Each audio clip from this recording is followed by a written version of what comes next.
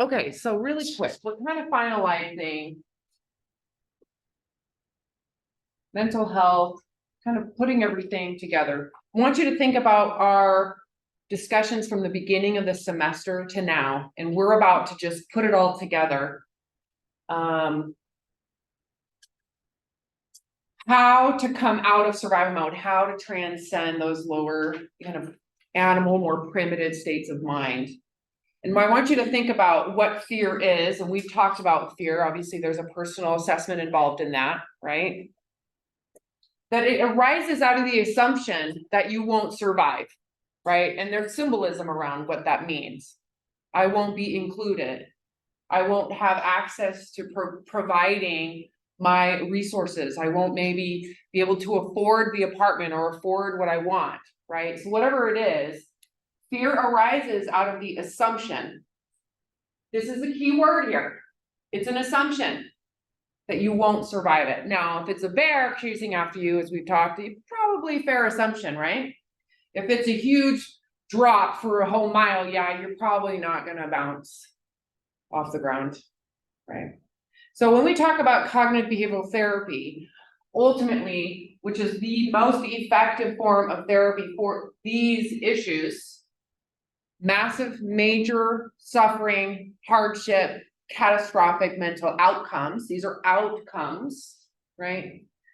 Cognitive behavioral therapy, the whole intention, when you think about what this is, cognitive is way you think and how it affects your behavior. How you perceive, how you think, and the behavioral outcomes. And what it is a way to change the way you think, no matter what your experiences were prior that might have formed the way you think. But the goal is to change the way you think, which changes the behaviors and your need for behaviors. That's a quick view of it. Core beliefs about yourself, about others, about your future, creates your thoughts, which changes your feelings, which evolves your behaviors.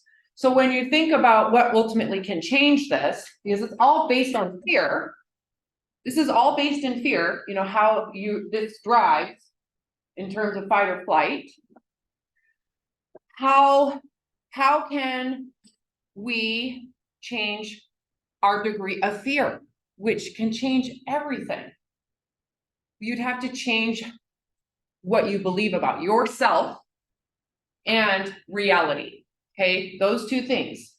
You'd have to adjust your perceptions of your sense of worth or your sense of capacity, and also adjust how you perceive reality, right? Okay. So I'm going to go through, we're going to have an in-class participation today. This should not take long, but I'm going to demonstrate it first with myself. And you can go in there now, it should be available for you.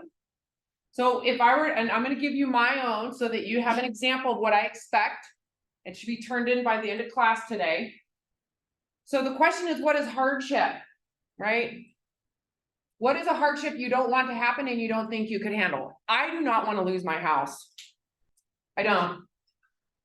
It requires me and my husband's income. We're basically quote unquote normal Americans that are living month to month, like everybody, except for super rich people.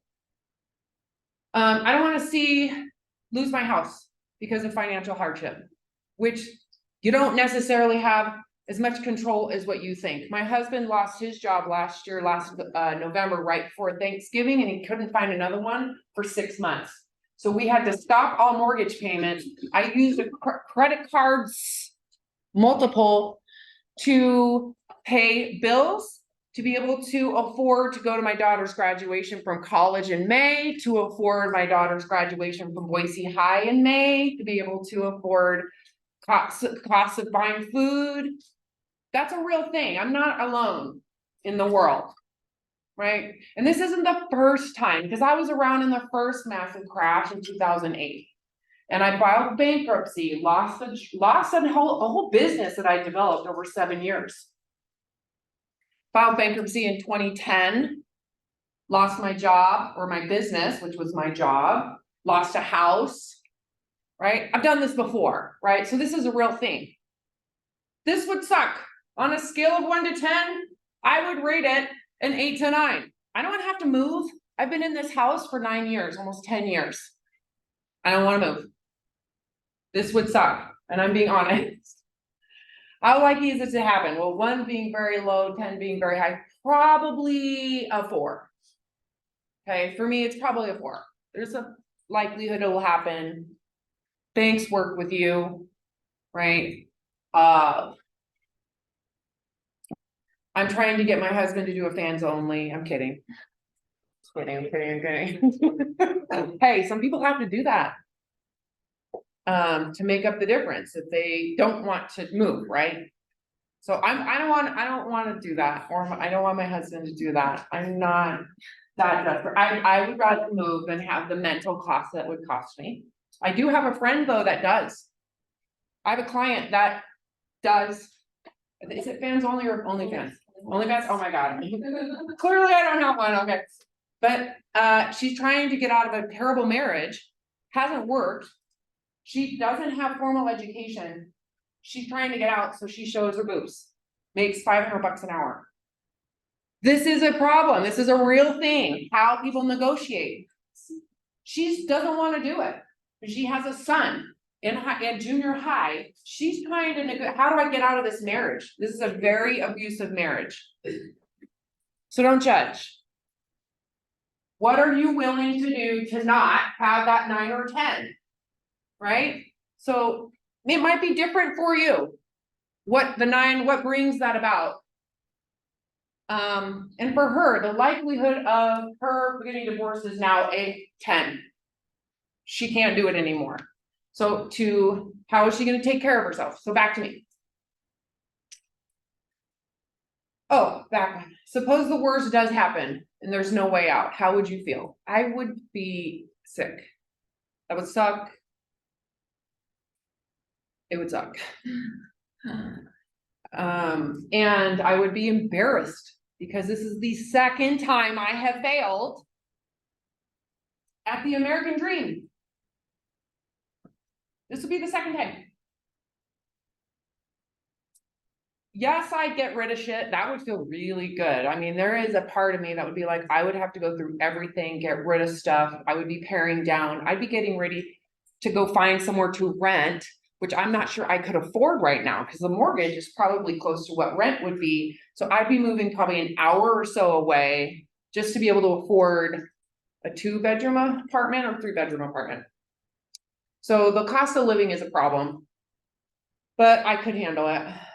Okay, if this happened to someone else and they felt the same way that you do about it, would you be okay with that? Okay, so if this happened to someone, I would have a lot of compassion for them, right? Because I understand the hardship of how the system works. And you can work and work and work and work and work. Like I did with the business, I was working 70 hours a week. So the idea that you work hard and you'll be successful, it's a crock of shit. That's not actually how it works. You're always gambling. Even if you're employed. I was self-employed. I'm an entrepreneur. I'm still self-employed. So I was willing to take the risk, but even if you're employed, the idea that you work hard, you will get the result isn't real. There's a cap that you might not know you don't have power over, right? So staying in reality is important. So in this case, I would not want someone to feel embarrassed, right? Because this shouldn't be something that is based on your 3rd hierarchy of need. Your worth, your value. Having a hardship isn't necessarily an indication that you suck. Just because hardship exists, that's basically you're in life. That's reality. It comes and goes. There are always ups and downs and ebbs and flows. I want them to feel compassion for what it's like to get to a place where you lose your home. What does it take for someone to get to a place where they could afford it at one point, they sustained it, and then what would have to happen for that to change? There would have to probably some catastrophic loss, right? So compassion for the loss, the hard work. Think about the stress it would take if you knew your mortgage was due and you couldn't pay it. The amount of fight or flight anybody would have based on the fact that that's your 2nd hierarchy of need. You can't pay for it. Your credit score is about to get hit. which is some type of weird moralistic concept out there, is if your credit score defines your sense of heaven or hell. I learned that the hard way. Credit score is something that they've made emotional, as if it's something that you can put on a resume. It is something that does indicate your ability to get loans, but I wouldn't want anybody to feel bad. And I want them to have compassion for the degree of anxiety, loss of sleep that they probably had in the process. And that there is a ton of, in doing so, you probably don't want to hang out with your friends when they say, let's go out to eat, because you're nervous about spending money to go out to eat. So there's such disconnect with your belonging as well. What it takes to get kicked out of your home is extremely stressful. They should have compassion for that. I would want them to hear that loss and struggle is part of life. Losing a home is a very real loss. Very real. But the stress in the process isn't worth it. If it is more realistic to move, then moving will relieve the stress and hardship. Meaning, maybe your financial situation has changed and what you could afford is no longer in reach. The stress between those two is not worth it, in my opinion. If it is worth it, find a second or third job. Do something, but don't struggle with confusion in between, right? Self-compassion. I would not want to see my friend or even someone who is a stranger to be sad, to feel like this is permanently damaging. I would want them to feel that they are capable, that they can handle it, and they will recover, and they will find a sense of renewal, and that they can, again, get freedom from that hardship. So if I were to rate it again, having done this process and having taken my own advice, it does change to a 5 or 6. That's still high. That's still a big deal. I don't think that's abnormal. It's healthy stress around wanting to maintain my home. But it does feel less when I can give myself compassion. I would recover. Okay, your turn. So go.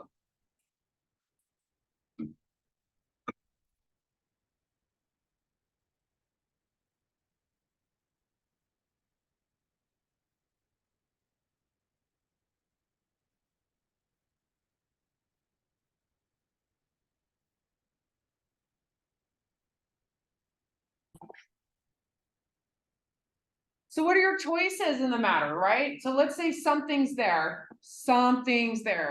you are afraid of, right? You're afraid your parents won't be accepting of you. You're afraid friends will think you suck. You're afraid if you don't get the right grades, you're not going to get the outcome in your career that you want, which might change your whole socioeconomic status.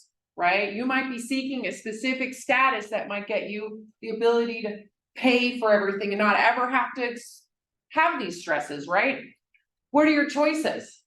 Well, we know the choices to cope. You can freeze. You can run. You can fight. You can work harder, right? You also can face the truth. What is the truth? Find out. And you can accept what the truth is, right? So cope, face, and then accept, because you can always face the truth, but that doesn't mean you've accepted it. That doesn't mean that you're okay with it. And there's nothing wrong with that either. You can face the truth, find out, well, shit, this isn't working out. I'm not going to accept that. What am I willing to do? Right? There's nothing wrong with that. But there may come a point where by not accepting the truth, you're overextending, you're affecting your health, your mental health, relationships, you're working too hard, you're doing too much, because it's not necessarily within a realistic scope. So that's the key here, is what's realistic, what's not, what's the truth. So coping versus facing. If you're not willing to face the truth of your fears, your only option is to remain in survival mode, okay? It's the only other option. You have to fight, fawn, hide, freeze, labor to everything that keeps it hidden or avoided. Facing the truth of your fear is like removing your armor. Okay, so to face the truth or face the fear, that means that you're letting it arise. You're experiencing the feelings of fight or flight. It comes across as vulnerability. You guys know what vulnerability is? Anybody have an idea of what that is? How would you describe it? Can someone describe what vulnerability feels like? Like being defenseless. Like anything can be said to you and you can't fight back about it. Right? That's a great, yes, I would agree with that. Defenseless, vulnerable. Meaning you're open for target, right? Like you're an open target. Anybody else have their own way of describing what that feels like? I would add that the assumption is with that you can't handle it. So being an open target, and that you have to add to that you can't handle that it would be catastrophic, right? That would really bring up the more difficult that vulnerability, or excuse me, the exposure is,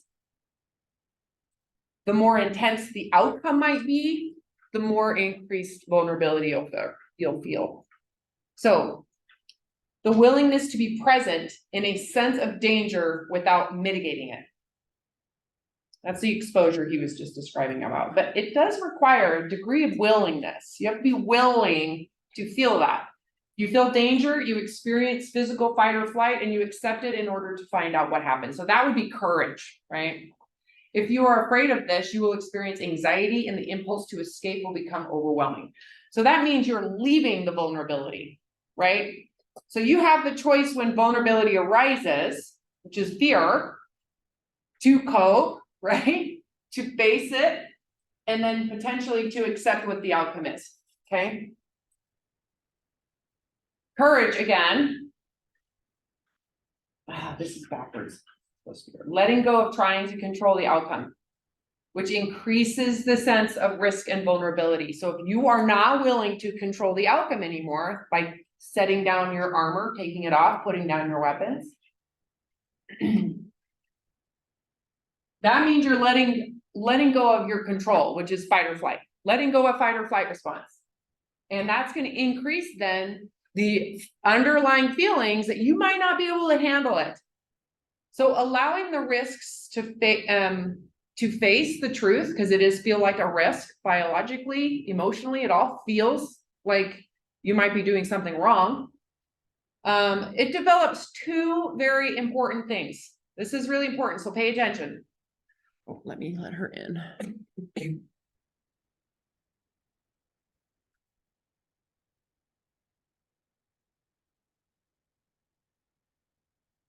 It develops a sense of your true capacity. So go back. What would allowing yourself to face a vulnerability do in the end? You get a better sense of what you can handle when you do nothing, right? If you do something, you're getting a sense of how to cope.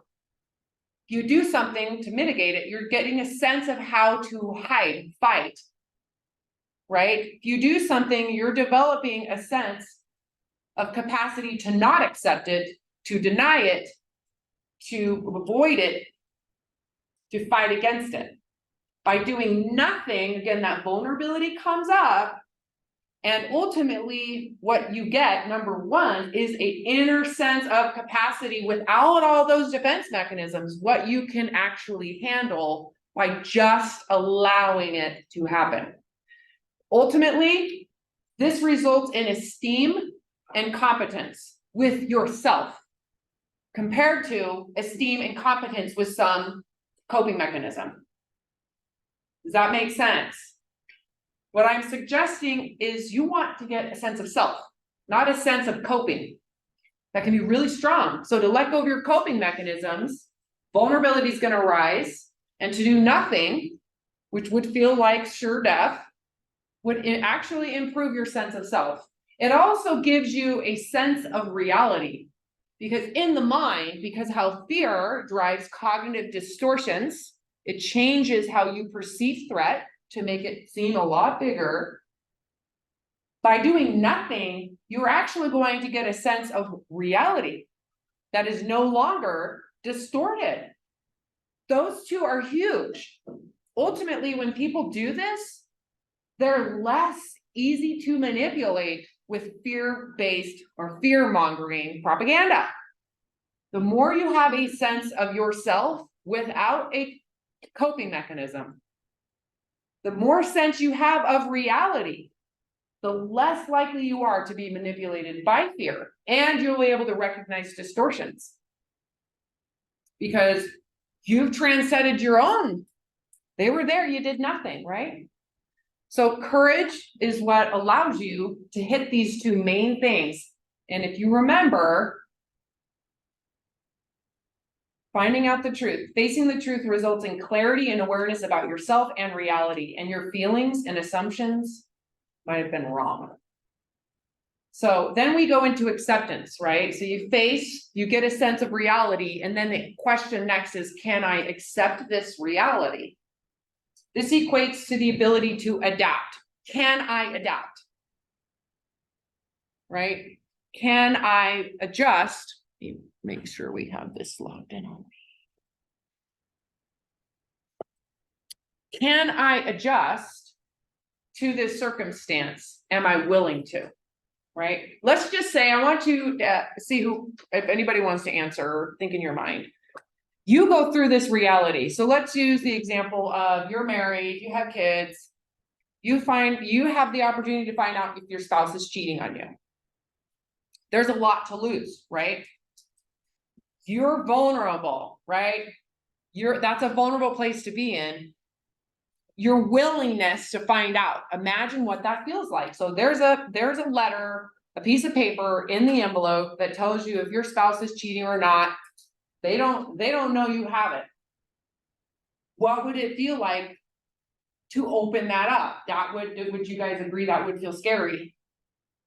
Because there's a lot to lose, a lot of pain, maybe loss, a total change of relationship, right? So vulnerability, again, is the bridge between you and the truth. What's the truth? Can you handle it? And what is your reality? So to open that up, to do that, you would have to say, I can accept the loss, the grief, the fear. I can accept the feelings, right? You're not going to open if you can't. You're going to say, you know what, I'd rather not know. This is not an uncommon response. That's denial, right? That's like hiding yourself.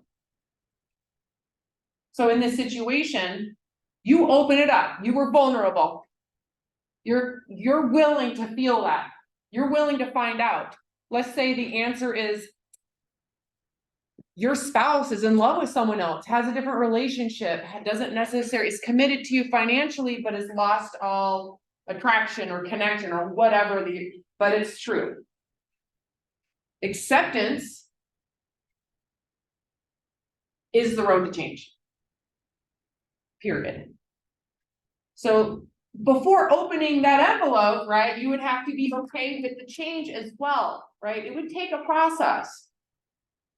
You wouldn't want to be in denial of the fact that it might be hard for you. Accept and understand that acceptance requires that you might have to change, your life might have to change, your perceptions might have to change, your ideals might have to change, right? Your idea of what a marriage is and should be might have to adapt. And if it doesn't, that's okay too, but you're now going to change anyways, right? Does that make sense? There's always change with acceptance. And really, you're just getting to know reality. What is reality like in truth? Can you adapt? Again, law of adaptation. If you can't adapt, there might be some problems. Unlike survival mode, you're no longer held to hostage of coping if you're willing to do this.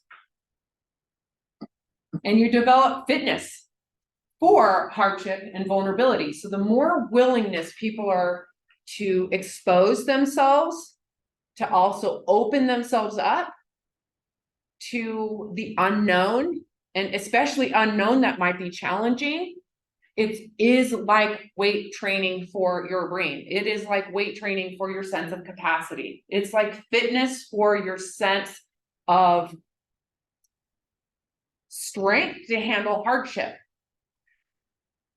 So we go back to here. What we're knocking on the door of is this, the willingness to struggle and be okay, that it doesn't impact your belonging. That you believe even with hardship, you're still a valuable human. And even with hardship, that you can handle losses, that you can handle challenge, right? So this is a huge difference between people who are stuck down here and people that can transcend and move up into how the brain changes. Courage is the willingness to face the unknown truth of your fear with the intention and desire to know and accept the result, even if the results are loss, grief, change, and hurt.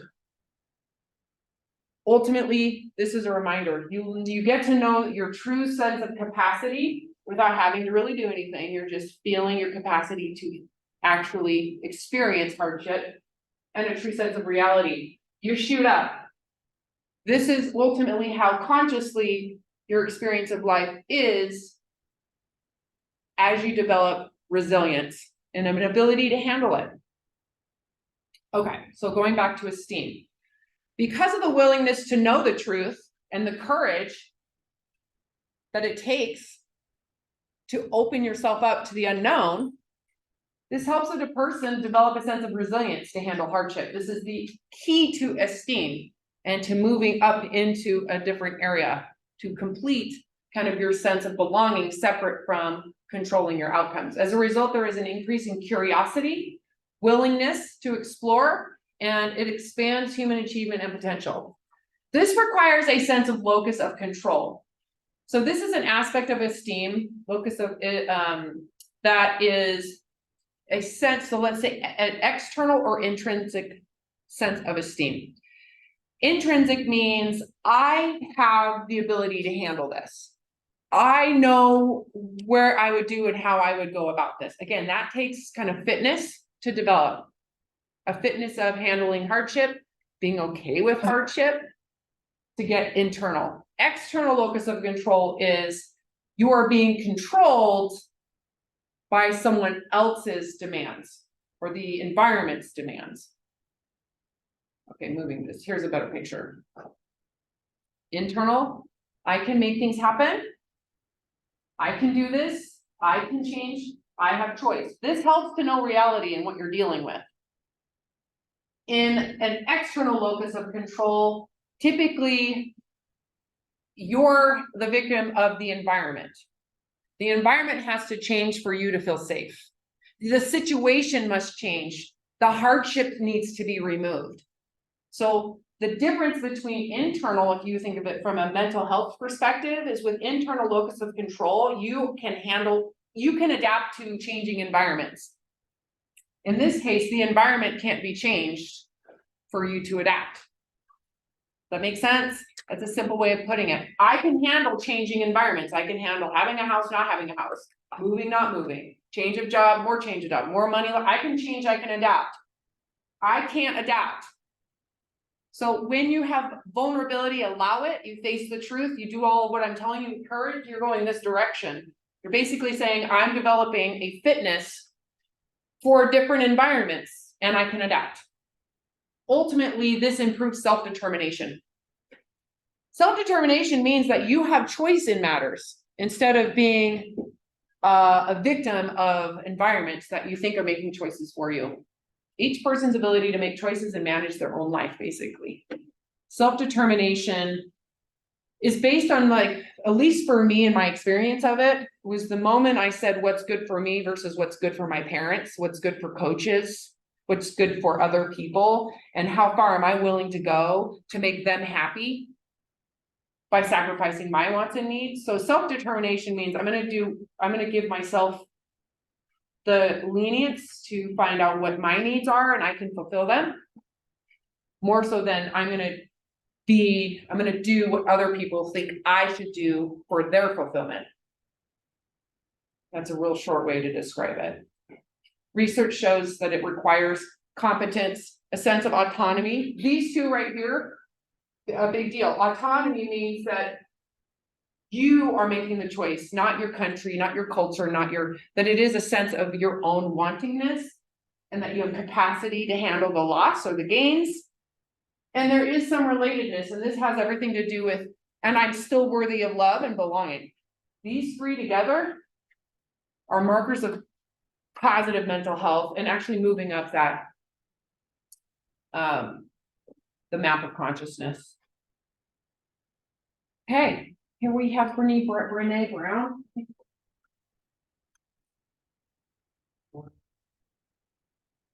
Success by any metric. Money, stock price, market share, whatever your metric is. You can't get there without brave leaders and courageous cultures. We teach courage. Oh, we can absolutely teach courage. 4 skill sets. Number 1 being vulnerability. I bet you that not too many years ago, if you had corporate leaders talking about their vulnerability and discussing shame within the office place, they'd have been laughed out of the office. Yeah, I mean, I think that's still the case in some places. It's just, if you're at the top of a Fortune 500 company and your success metric depends on creativity and innovation, and you set up a culture where vulnerability is seen as weakness, don't expect great results. Don't expect creativity. Yeah, because I mean, innovation by definition is idea, iteration, failure, iteration, failure, iteration. Places where they're doing the most remarkable kind of high risk, high reward innovating. Huge tolerances for vulnerability. And so She's talking about that fitness, right? That you're willing to have failure. You're willing to, that requires a high level of competence, and you've got to feel safe to fail, to develop more competence. So what she's describing is how it works when you come out of this attachment to belonging and proving yourself. So you can get your sense of security away from that. You're going to get way more innovation. The whole entire brain works for every single one of you differently under those circumstances. Take away the fear of being rejected, abandoned, disproved, losing your job, your creativity skyrockets, especially when it's not about that narcissistic supply of being the best, because then you have to be controlling. So take out narcissistic supply of I'm superior to you. Take out, you have to prove your worth with this. People can transcend the belonging and they head up that ladder and innovation skyrockets. So if you have leaders who are either preaching a gospel of vulnerability is weakness or modeling that, just don't expect great things. You have said that vulnerability without boundaries is not vulnerability. Mm-mm. What do you mean by that? I'm not sure I understand. When I go work with organizations, sometimes I'll hear someone say something like, "I cry in front of my team." That's And I'm like, oh manipulative. my God, like that's not what I'm saying. Vulnerability is not about, self-disclosure. Like I know leaders who never cry, who are very vulnerable and transparent. And I know leaders who cry all the time, who are just BSers. Vulnerability is great. Faux vulnerability or like fake vulnerability, because vulnerability seems to be a thing right now. Mm-hmm. That pisses people off. That's because it's manipulative, right? Those are two different things. Being vulnerable ultimately isn't about, again, she's saying self-disclosure. It's not about saying, I have feelings and emotions. It's about experiencing those feelings and emotions and allowing them to be there without wanting or trying to control the outcome. She's describing someone who's trying to be controlling and manipulative, which usually happens with people who are super narcissistic. Anyways. So you're not advocating for people to just put it all out. No, all I'm saying about vulnerability is that when you are in uncertainty, when you feel at risk, when you feel exposed, don't tap out. Stay brave, stay uncomfortable, stay in the cringy moment, lean into the hard conversation, and keep leading. Stay brave. That's all I'm saying. I'm not saying you need to overshare. I'm not saying you need to disclose. I'm not saying you need to weep uncontrollably to show how human you are. I'm saying try to be aware of your armor. And when you feel vulnerable, try not to transform up. Try to stay human, keep leaning. Very different things. Why do you think? She's a professor. She is in academia. She does research on this. Why do you think this is so important? The vulnerability. It's all research is showing, right? It's old too. Go to Maslow's hierarchy of needs. This is not new information. The map of consciousness, over 20 years old. You can feel your fight or flight response without being afraid of it, without running from it. You're more likely to live in reality and rather than a distorted reality. And you won't have to cope as intensely, and you won't have to control things so intensely. So the research specifically with, let's say, cognitive behavioral therapy starts with mindfulness. This is a big deal. There's a ton of research specifically with college students. Mindfulness is, if I were to put it in my own words, I would say it's about the willingness to be present in what you're experiencing and feeling. To do that, you have to open yourself up to be the observer. So being mindful, you are an observer. You're willingly and allowing your feelings to come up, and you are being mindful of them. You're not criticizing them. You're not telling them how they shouldn't be. You're not afraid of them. You're allowing them to come up.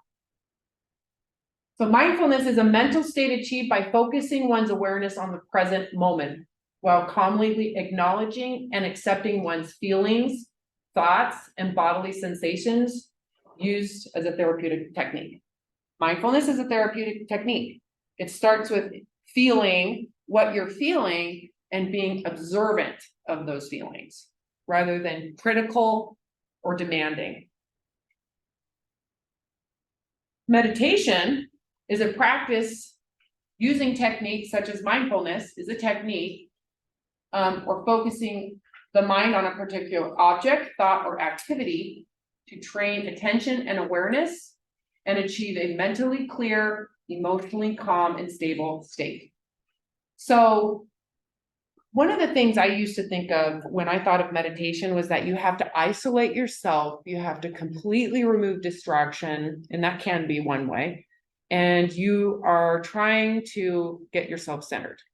And now, as I've had more experience in life, I see meditation as a constant thing. It's constant self-awareness, constant being present at all times, whether you're in chaos or in silence. Well, at least ultimately that would be the goal. But if you're struggling to be present in chaos, with your fight or flight response, meditation can be highly, highly beneficial, because it allows you, even if you are in isolation, let's say in a closed room with silence, it gives you at least a sense of practice and a sense of what being present feels like, that as you get a better sense, then you can apply it in more chaos. That makes sense? You become a witness. You can focus on one thing or focus on all space. So an interesting description, or one interesting practice, was to recognize, for example, the space that is not, like how much space there is. Like think of the space that exists in this room that is not a thing. How much is that? And just be aware of what that is, versus focusing on all the things. Think about all the space. There is far, far, far more space than there is objects, right? It's an interesting way to think about it. You can also go into thinking, about the cells. How many cells exist in a space, where you can go both directions? Those are all techniques. Okay, so we are going to learn a little bit about meditation because this is our next assignment. So the next assignment, you guys get to practice different techniques of meditation, and you get to describe if you like them or not. So pay attention to this. For thousands of years, people have practiced meditation for spiritual, emotional, and physical well-being. But from a scientific perspective, how exactly does meditating affect your body? Does it really do anything? It all starts in the brain. During meditation, brain scans see increased activity in regions directly correlated with decreased anxiety and depression, along with increased pain tolerance. The default mode network in particular is activated when one's mind is at rest and not focusing on the outside world, and has been found to improve memory, self-awareness, and goal setting. Want to be more caring to your friends and family? When scientists compared the brains of Buddhist monks to new meditators, they found the region of the brain associated with empathy to be much more pronounced in the monks. Why? What would be the difference in how their brain functions? Same brains. Where are they located in terms of survival mode? Probably not in it, right? Brain changes when you can transcend those areas. You're no longer rigid, controlling. So empathy, compassion, those are things that occur when you can come up out of survival mode. Okay, sorry. It also literally changes your brain waves, and we can measure these frequencies. Meditators have higher levels of alpha waves, which have been shown to reduce feelings of negative mood, tension, sadness, and anger. And if that wasn't enough, it also physically changes our brain shape and size. Studies found that after 8 weeks of a meditation program, gray matter was more dense in areas associated with learning, memory processing, and emotion regulation. And yet the amygdala, which deals with stress, blood pressure, and fear, had decreased gray matter. When we look at the entire body, not only do we see decreased blood pressure, but it can also increase the variability of your heart rate. And while this may sound harmful, it actually plays a critical role in properly transporting oxygen and carbon dioxide throughout your body. Think you're getting sick? In a study where both meditators and non-meditators were given the flu virus, meditators were able to produce a greater number of antibodies and had increased immune function. If we go a little deeper, we can even see changes on a cellular level. Your chromosomes have protective protein complexes called telomeres, which help reduce damage to your DNA and lower cell death. And a shortened telomere length has been linked to several diseases such as cardiovascular disease, diabetes, Alzheimer's, and cancer. Amazingly, when cancer survivors completed a meditation program, their bodies showed significant increases in telomere length. It's believed that psychological intervention, particularly decreasing stress, has a direct effect on the enzyme telomerase, which has been shown to counteract shortening by adding DNA to the shrinking telomeres. Of course, meditation is not a substitute for other medical advice or a healthy lifestyle. We don't want you leaving this video thinking it will cure cancer. But much like hitting the gym can grow your muscles and increase your overall health, it seems that meditation may be a way of working out your brain with extra health benefits. And since your brain controls, well, all of you, why not relax and say, every once in a while. And if you like working out your brain, be sure to get our ASAP Science book, which is now available for pre-sale at asapscience.com/book. We've got answers to your most asked burning questions, persistent rumors, and unexplained phenomena. Whether you're a huge science fan. Did you guys know that low self-esteem is more damaging to your health than smoking cigarettes? That's scientifically found. Why would that be?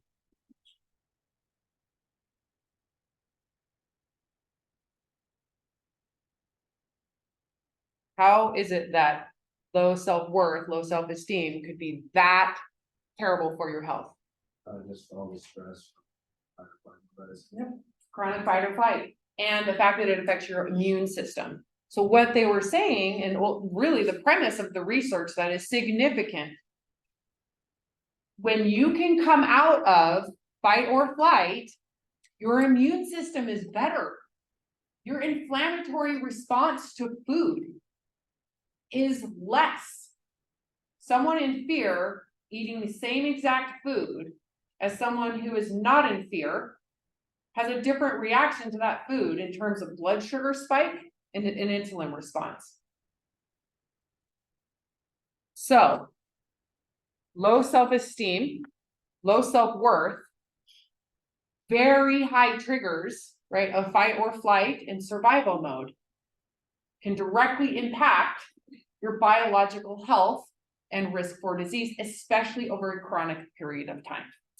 So. Something like being present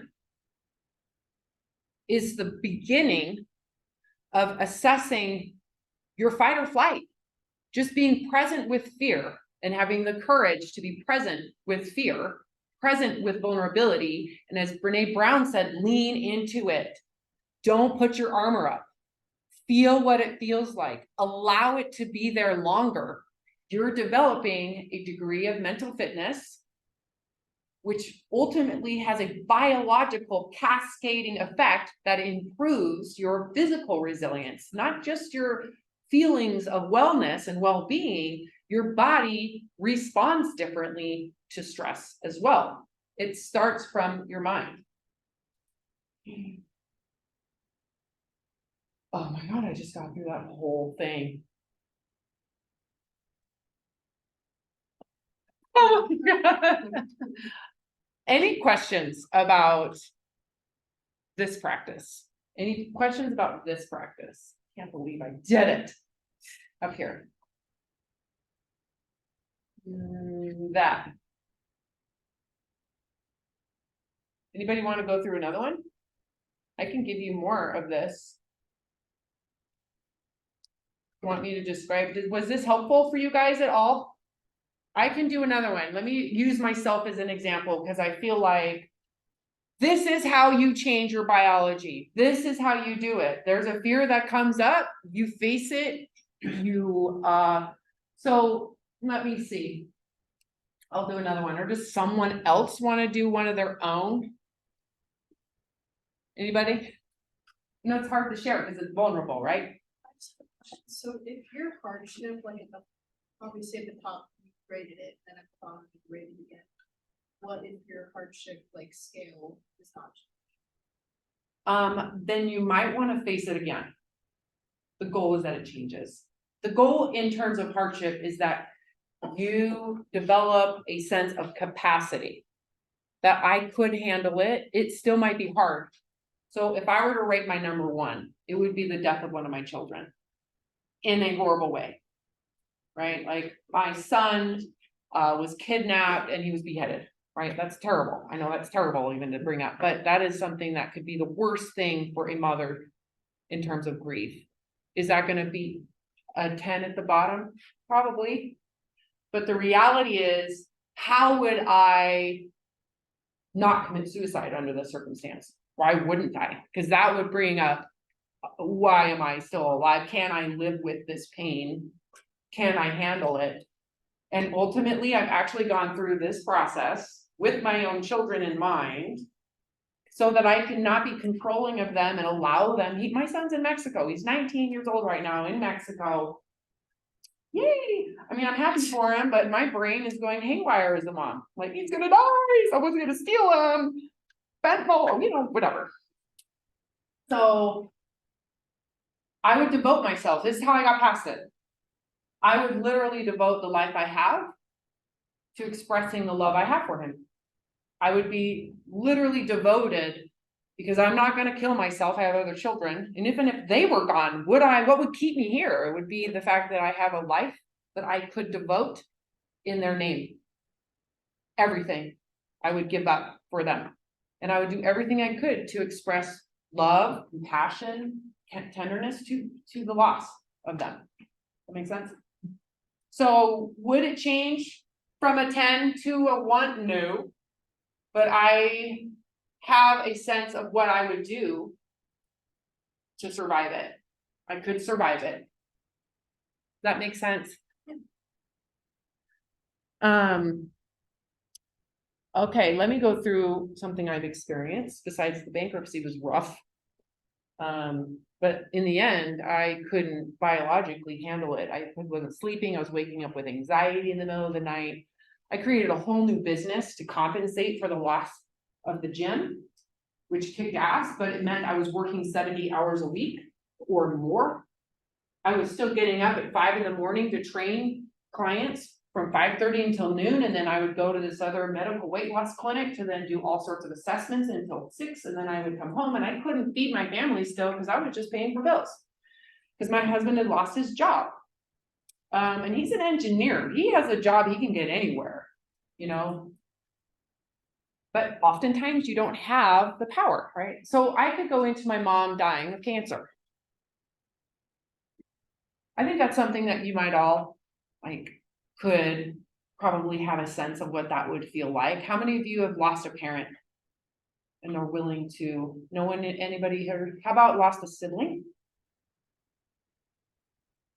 How about lost a dog or a cat? Right, hard. I have had all three. My brother-in-law died of brain cancer, my husband's brother. My mom died of brain cancer as well. I just lost my first dog to lymphoma in December.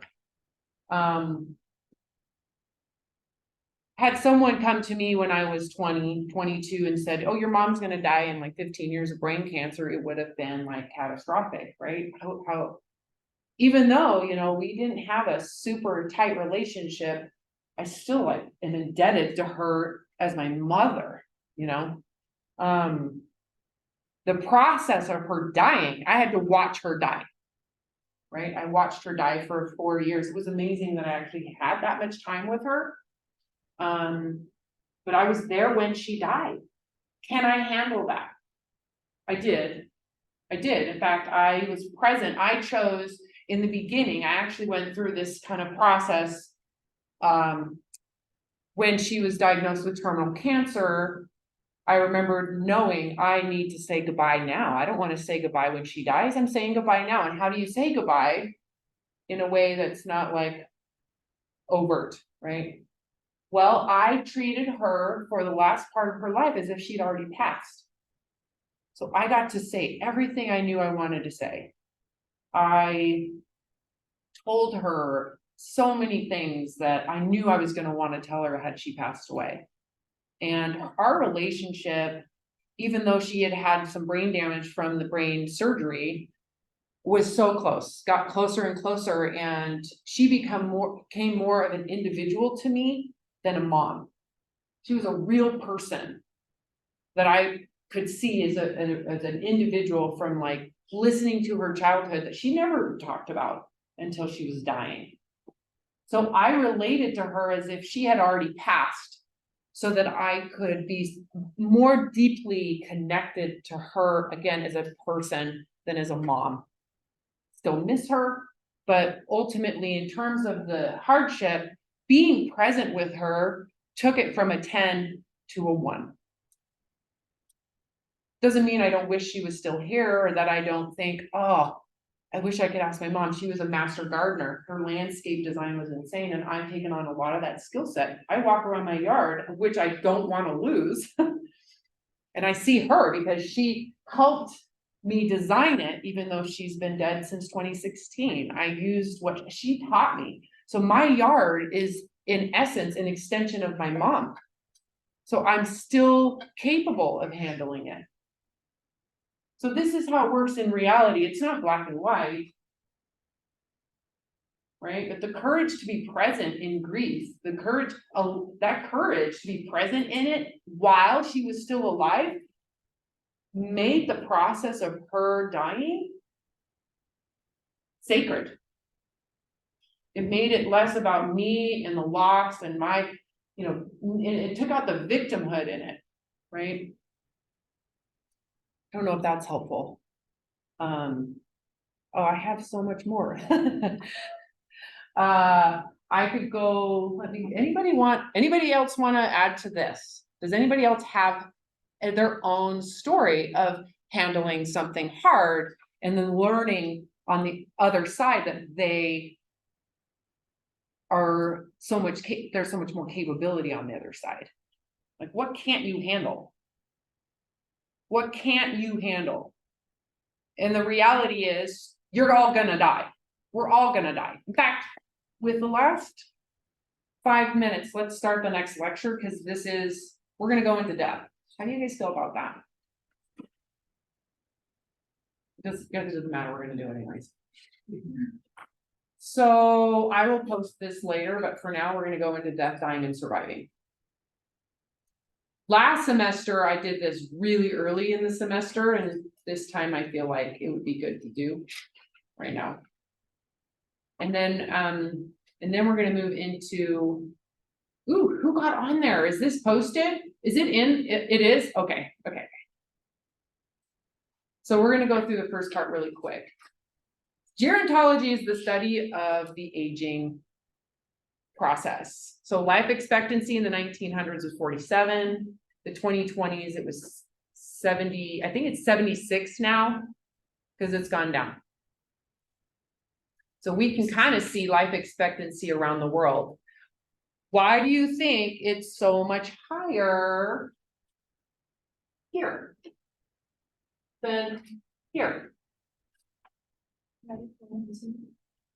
Poverty, right? Medicine, access to more economy. Oh, I would say that we have more access to water.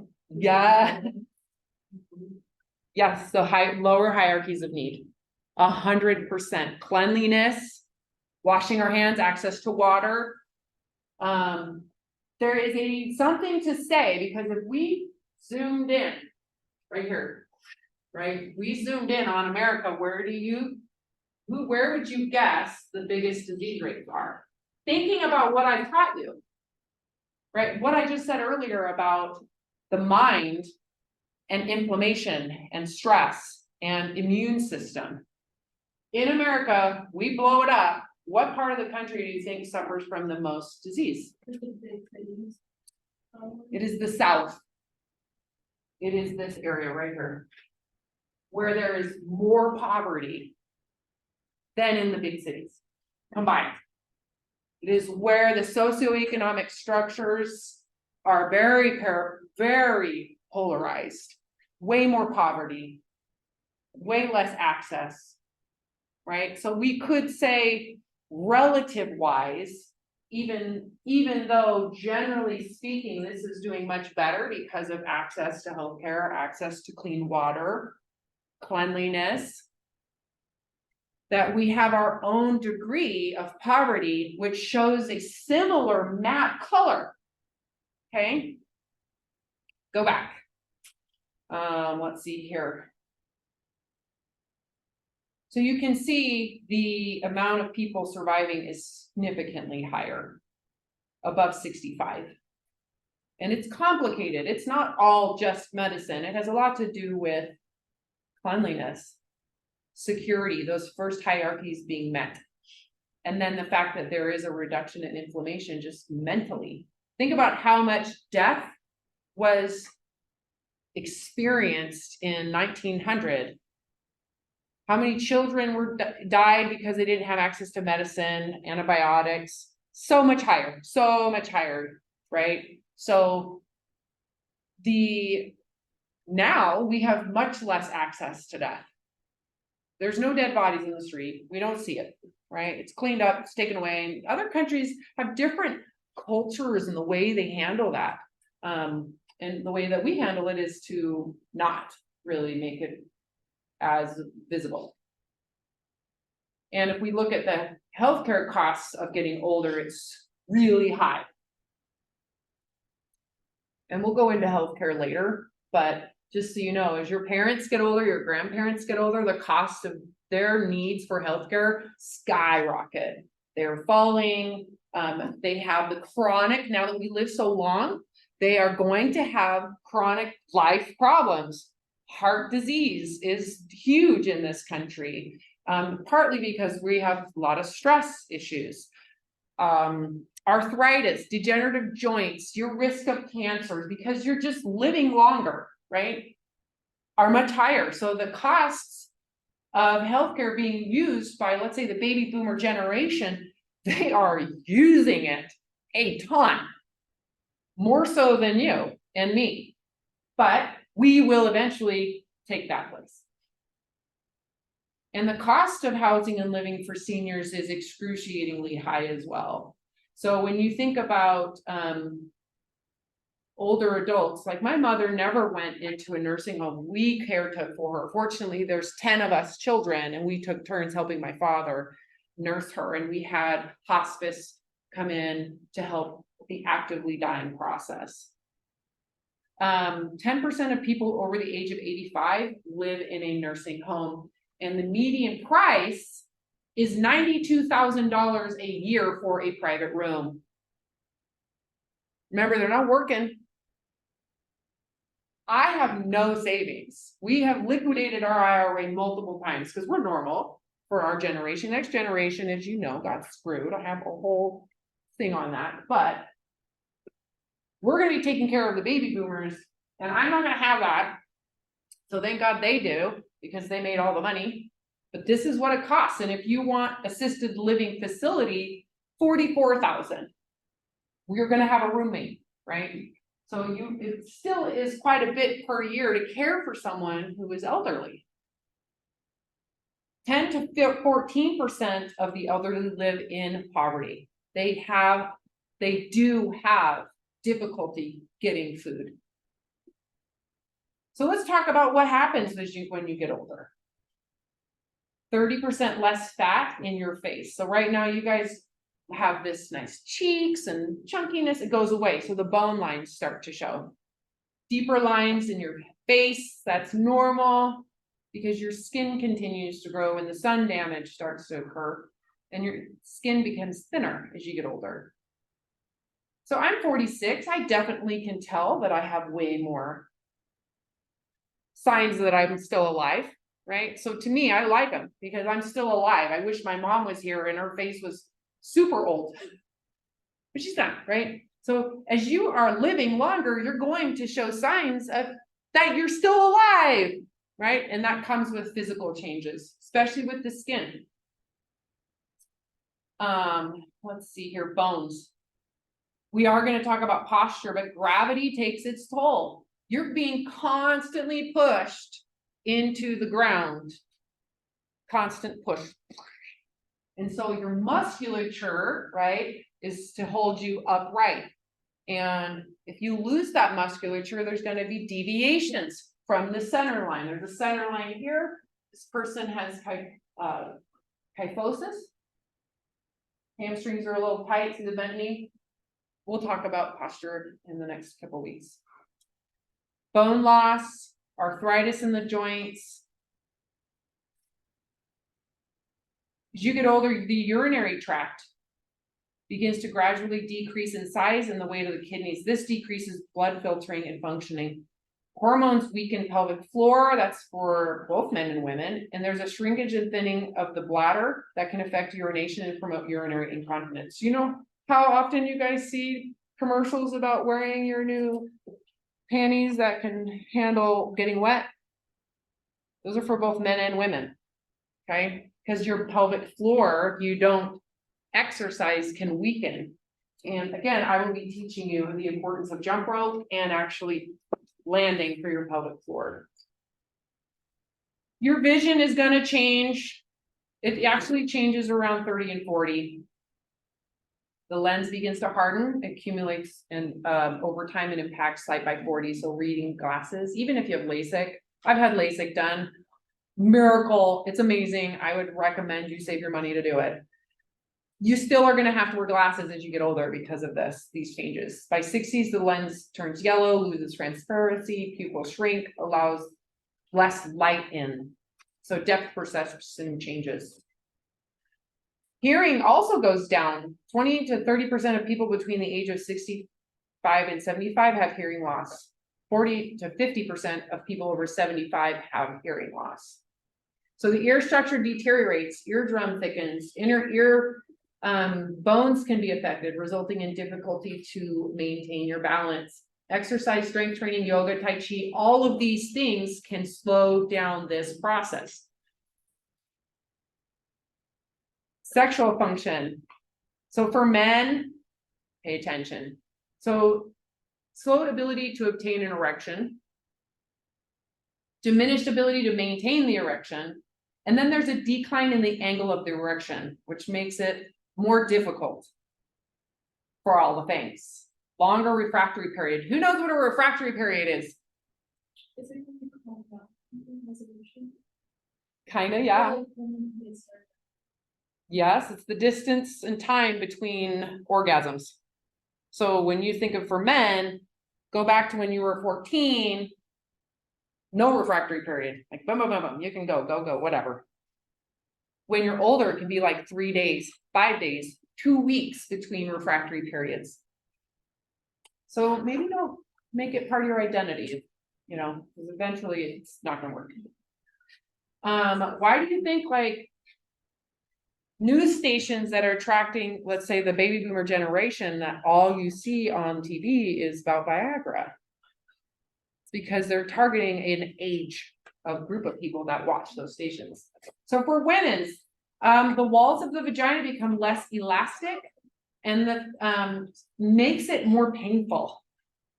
And there's less vaginal secretions, increasing pain in general. So for women, it becomes more painful to have sex.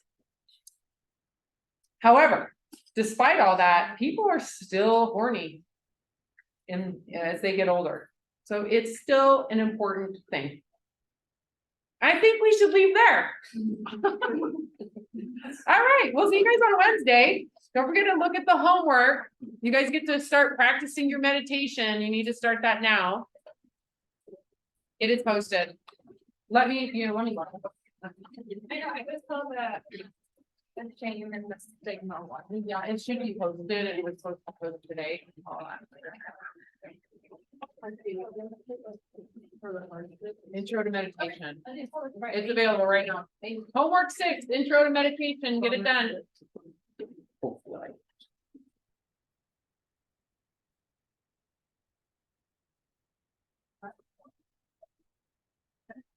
Thank you.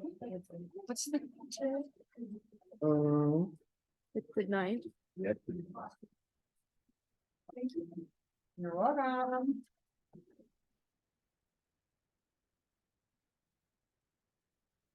Thank you. You're welcome.